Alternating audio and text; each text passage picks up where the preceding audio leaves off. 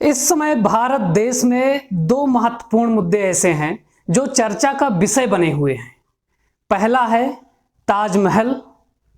ताजमहल है या तेजो महालय है, और दूसरा ज्ञानवापी मस्जिद। दोनों के बारे में हम विस्तृत जानकारी इस वीडियो के जरिए जानने की कोशिश करेंगे। पहला है ताजमहल। ताजमहल के बारे में कुछ लोगों का कहना है कि ये ताजमहल नहीं बल्कि भगवान शिव का एक मंदिर है जिसको तेजो महालय के नाम से जाना जाता है।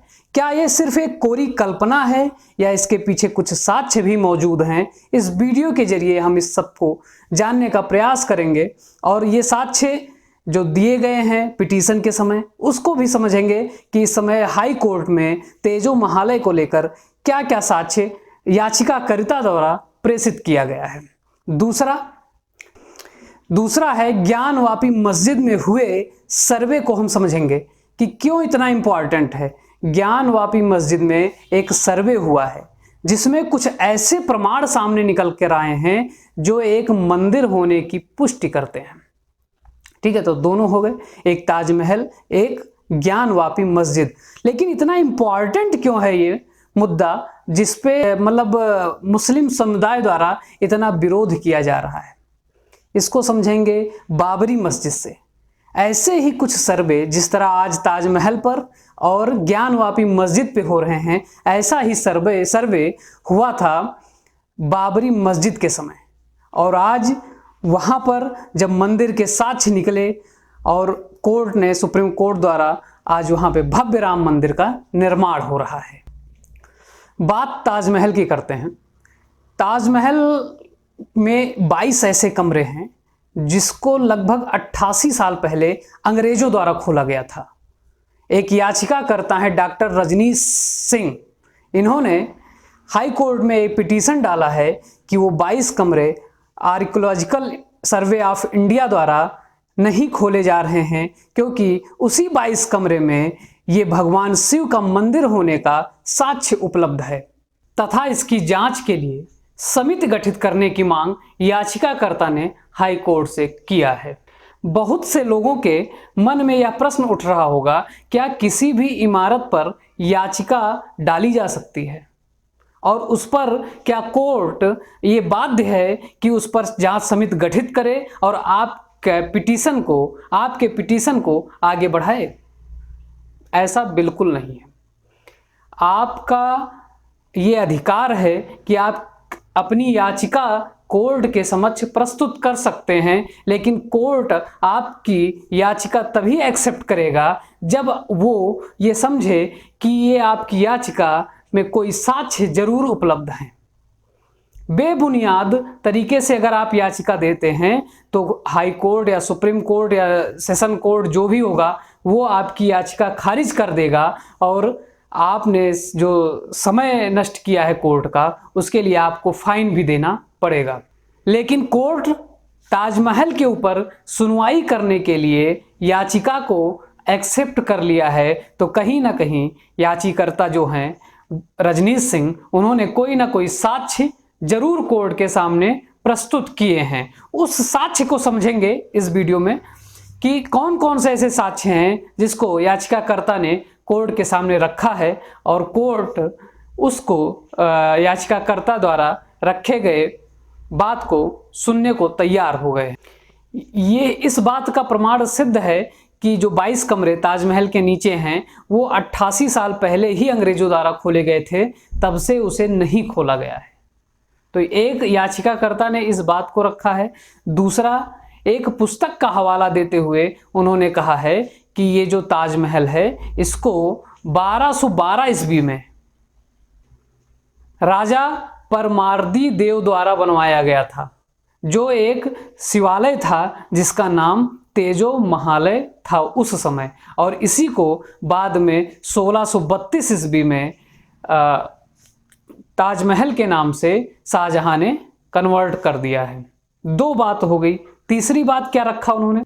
तीसरा पॉइंट यह था कि औरंगजेब का एक पत्र मिला हुआ है जिसमें उन्होंने शाहजहां को लिखा था कि ये जो ताजमहल है इसकी इमारत बहुत पुरानी हो गई है। तो आप ये बताइए कि अगर 1632 से 1653 ईस्वी में इसका निर्माण हुआ तो जो 54 में पत्र मिला है वो कैसे, इस पत्र को मतलब पत्र में ये एक बात क्यों लिखी गई कि ये जो ताजमहल है इसकी इमारत बहुत पुरानी हो गई। तो 3 पॉइंट को लेकर जो पिटीशन करता है रजनीश सिंह, इन्होंने कोर्ट के सामने अपनी बात रखी है और जांच की मांग की है।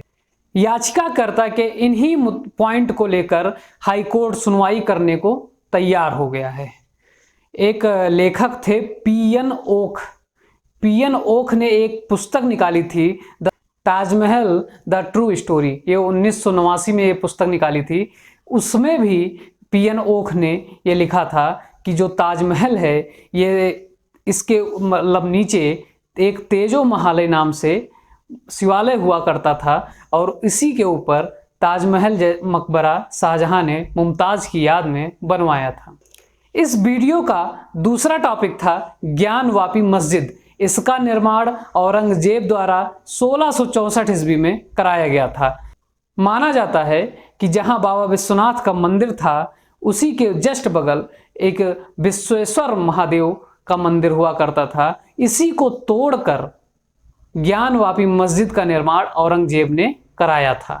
इसके लिए कुछ साक्ष्य भी मस्जिद में मौजूद हैं जिसका सर्वे के लिए कई दिनों से मांग 1991 से मांग हो रही थी।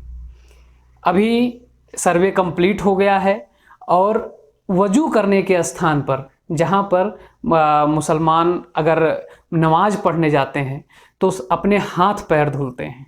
हाथ पैर जहाँ धुलने का स्थान होता है उसे वजू का स्थान कहा जाता है। वहाँ पर सर्वे हुआ है और वहाँ पे जब मतलब वो एक सागर टाइप का था, मतलब पोखरा टाइप का, वहाँ पर पानी पूरा भरा हुआ था, मछलियाँ थी उसमें और सर्वे की टीम ने उस पानी को पूरा निकाला है। उसके ऊपर फुब्बारा लगा हुआ था, उस पानी को पूरा निकाला है और पानी निकालने के बाद बीचों बीच स्थान पर भगवान शिव की एक शिवलिंग वहाँ पे दिखाई दी है, जिसका वीडियो सर्वे की जो टीम गई थी उसको कोर्ट के सामने रखा गया और कोर्ट ने अब वहाँ पे आज 16 मई 2022 को कोर्ट ने उस एरिया को पूरी तरीके से सील कर दिया है और आगे सर्वे करने के लिए छूट दे दी गई है कि कहाँ कहाँ और कोई साक्ष्य, मंदिर से संबंधित साक्ष्य उपलब्ध हैं कि नहीं उपलब्ध हैं। अब ये पूरा जांच का विषय है,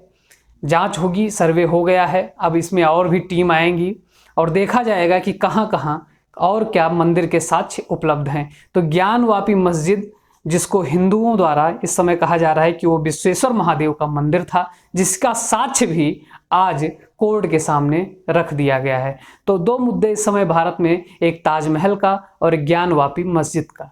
तो ज्ञानवापी मस्जिद में आपने देखा भी, अभी ताजमहल पे सर्वे होना बाकी है, लेकिन ज्ञानवापी मस्जिद में सर्वे हुआ है। वहाँ पर शिव शंकर जी का, भोले बाबा का एक शिवलिंग प्राप्त हुआ है। कैसा लगा ये जानकारी भरा वीडियो ज़रूर बताइएगा और ऐसे ही वीडियो देखने के लिए चैनल को सब्सक्राइब ज़रूर कर लीजिए। धन्यवाद।